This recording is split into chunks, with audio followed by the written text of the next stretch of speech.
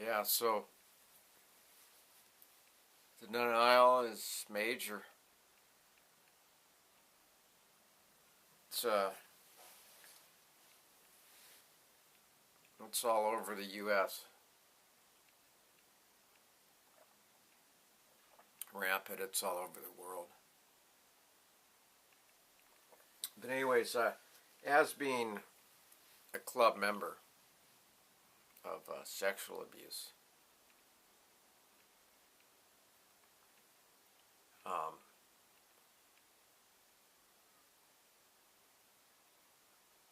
and going through a lot of therapy, self-help groups like ACOA was the most helpful in my life. ACA and then SA, Sexual Survivors Anonymous.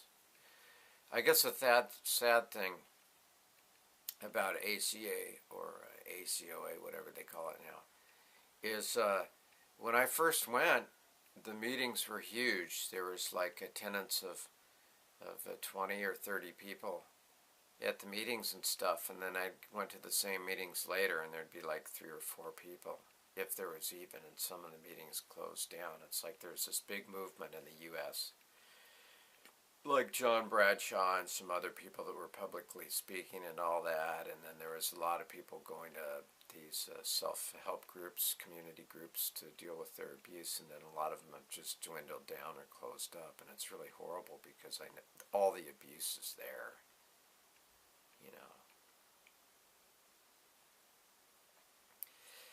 And it affects the abuse affects our planet, our world, more than you would think. I mean, Stalin's dad was an alcoholic that beat the shit out of him when he was a kid.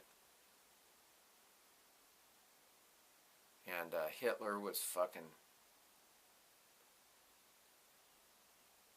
I think he was molested and abused or something like that. But, you know, back on the denial, I guess I'm talking about the offenders, but the offenders are in denial. So what they do is repeat the pattern, and if they're in a big position of power, that pattern is horrible and it affects a lot of people.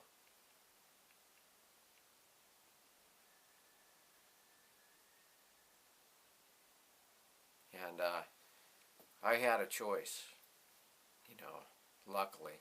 I guess maybe some people, they have so much denial so bad that they don't have a choice, but I was lucky for some reason that I had a choice. That I broke my denial and I started dealing with it. And it took me roughly 8 years to where I could somewhat function as a normal human being and kind of understand who I was. And you're never healed. I mean, I was doped up and raped at 3 years old. I mean, that's before I even developed psychologically. So I'm so screwed up from that. I mean, I'll never be a normal person. I'm scarred for life. But the thing that molested me was that I don't even consider human. Uh, uh, he just went on to do it for the rest, you know, and he got away with it. But, you know, I always remember, like, if I take a shit and it bleeds, you know, it reminds me of being abused that young.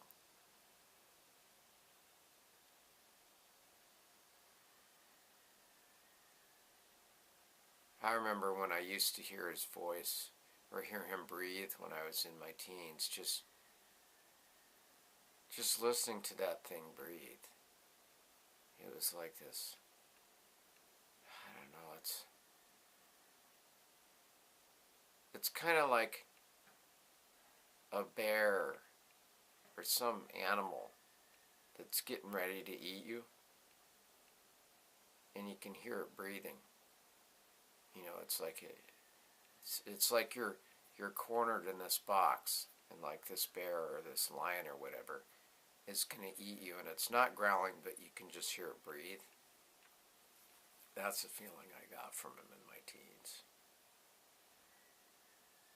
And the only reason, that I'm still alive is because I was his adoptive son, so they probably could have traced it to him really quick. But see, he got other doctors to dope me out because he didn't want it. You can trace prescriptions even back then. You can trace prescriptions on records. So if it was obviously he was prescribing all the drugs. And then my mom said, well, why are you, my mom would innocently take him, until she found out his game, would innocently take him to the doctor, and he'd say, why are you bringing Bradley in? He has no symptoms at all. Don't bring me a child that's symptom free. But I have that in legal documents. I have shown. Okay, so where am I going with this on the denial? So, yeah, many people are in denial. And the big movement, like I talked about, the meetings were bigger and everything had dwindled down, so the denial just continues. And the manifestations are continued offense on other people and all that. See, that's where, fortunately, I got in touch with my abuse, that I didn't offend on anybody else.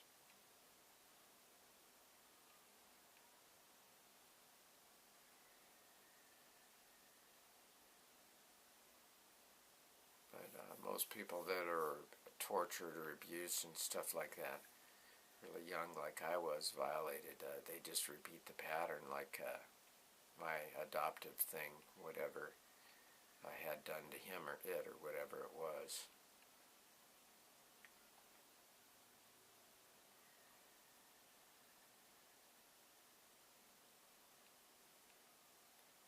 So those are some of the manifestations of denial.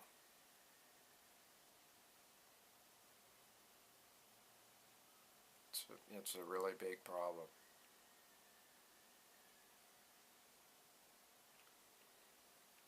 So I think part of it too is a lot of the doctors make money off of sick people, like my psychiatric pedophile, child molesting father or whatever.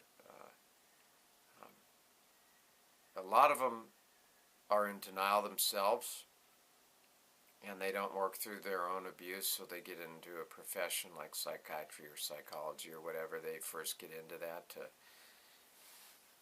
They try to work out their own abuse on their own, which is really, you can do it some, but you do have to hear other people tell their stories that have been abused for all the pieces to fit together. So I don't know, but he got into being a psychiatrist because a lot of doctors become doctors because they've been molested or whatever, and they want to cure or fix themselves or heal themselves, and they're too ashamed to admit about their abuse or whatnot. So there's a lot of doctors that are in denial about their own abuse, so they can't help you one bit at all. And there's lots of doctors that are in denial about being alcoholics, so they can't help you one bit at all. You have to make sure that your doctor is, I guess if you're seeing a doctor for sexual abuse, that they are, that they've dealt with their own sexual abuse, and that they're going to admit to being sexually abused, and that they've dealt with it, yeah.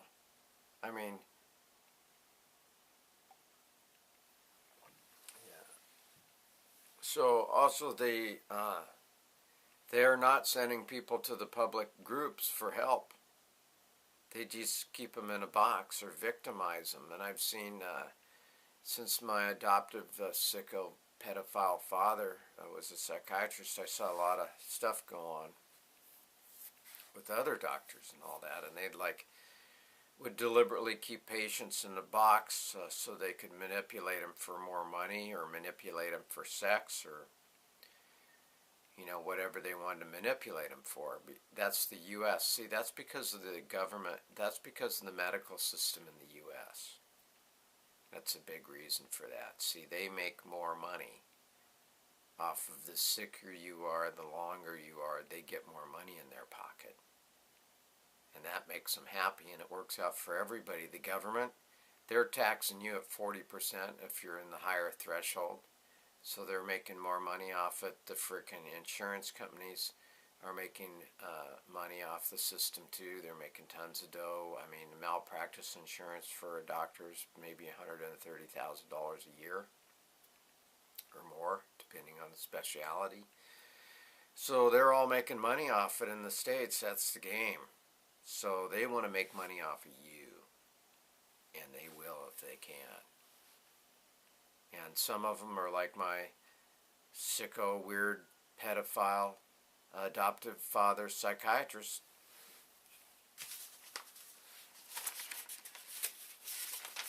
You know, I should have brought that paperwork. Maybe I'll do it in the next show, but it it shows what I'm talking about. I'm not just giving you lip service. I'm talking about the truth. Maybe I'll just pause it. I'll get the paperwork and show it to you. This is a legal document from my pedophile, fucking child molesting father. Murder bastard. But anyways, these are his qualifications. This is a legal document that was in the court. You can see the numbers on here. I've had training in child psychiatry. I've worked training in child psychiatry. I've been a consultant to the juvenile court. That's how he got away with it. Department of Child Psychiatry at Orthopedic Hospital, Department of Psychiatry, Professor of Psychiatry at the University of Washington. So this guy's a fucking pedophile. He's molesting me since I'm 3. And he's a fucking doctor. I just showed you that's a legal document. So we're talking about, doctors, and getting your help for yourself. And so anyways, I already touched on the financial aspect of it, but they're just making money off you, and they're manipulating you. Because most doctors in America are in it for the money, and everybody knows that. The sicker you are, the longer the better. I mean, I've heard tons of stories in all kinds of support groups about, in all kinds. I mean, AA, ACA, and ACOA. I've heard tons of stories about how, they're talking about how great their psychologist is, or psychiatrist is, or doctor, and they're getting major breakthroughs and major help and all that. And then eventually their insurance company or something, or their employer or whatnot, they can't afford the medical insurance to get their doctor, and then their doctor won't see them anymore. So, see, they're just in it totally for the money. They don't care. They don't give a flying fuck. But what really makes me upset is they're not steering them to the other self-support groups. A lot of them don't, like ACA and ACOA, and I would know if they were doing that because there would be more attendance at the meetings. They don't just always go because they can't make their schedule. It seems like with AA, they're pretty good about it, and AA enforces people that have a DWI or something to go to Alcoholics Anonymous. They're forced to go. Whether they get through the denial or not, just like sexual abuse, is questionable. I mean, I met a lot of people that just because they went to AA and I could tell they were alcoholics and they were forced to go to by the course, they never ever got sober. And see, most alcoholics, I mean, the real side, whether they go to AA or not, and the odds from being in AA for years, I'm a genetic alcoholic. The odds of an alcoholic staying sober the rest of their life after they first get sober are probably 1 in 40 or less. But it starts I'll get into the other segment, I'll get into this, but